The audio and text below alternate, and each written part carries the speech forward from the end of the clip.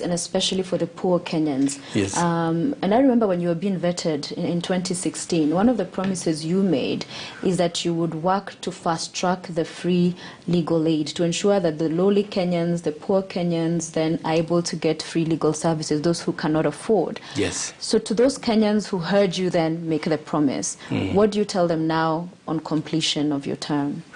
On completion of my term, it's sad that we haven't. It is just still limited to a few cases like murder, where the fees is paid by the state. But there are other cases where the legal aid is supposed to come in. Yeah. It is supposed to be run by the Office of the Attorney General. Yes. The court is supposed to make that. That's one other area which needs to be streamlined. In my view, it should be in one institution for faster handling of the process. So it is still a challenge, but it all boils down to funding.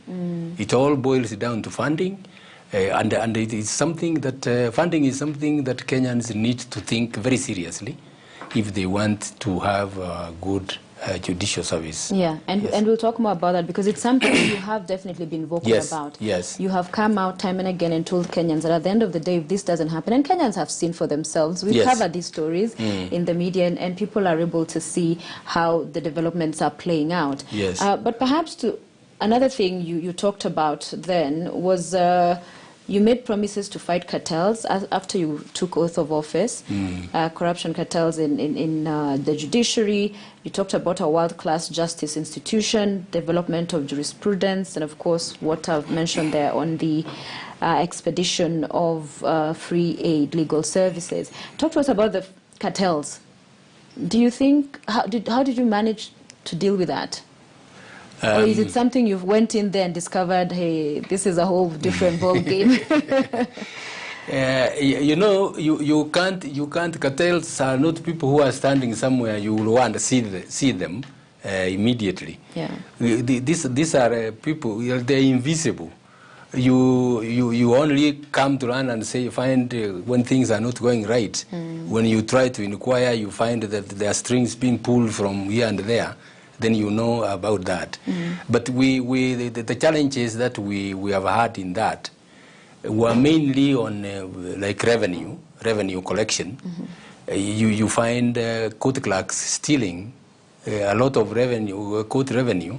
We took quite a number of them to court, and I remember one thing I did was to issue a circular, and we stopped cash payments to the judiciary, either by court fees or fines.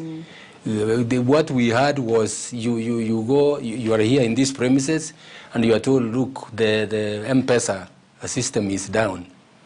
Go to the kiosk outside, cash, and you bring it. The kiosk outside is just hardly 10 meters.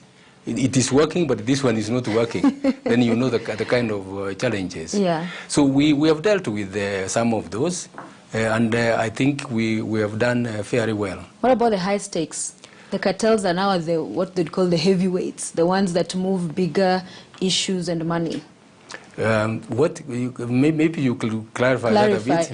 Because at the end of the day, corruption in the judiciary is something you have heard about even before you became Chief Justice. Yes. So as you leave then, do you feel that largely the rule of law and the the criminal justice system is able to play out without the corrupt hand coming in? Yes, to a large extent. Because, you know, what we have done is to make our processes as transparent as possible. Okay. And we have made it very clear. We have even had, what do you call them, these days, when you go and you get views from the public, open days. Yes. Open days. Yes. And then we have told the public that, look, if you have issues, bring them up. And because of that, we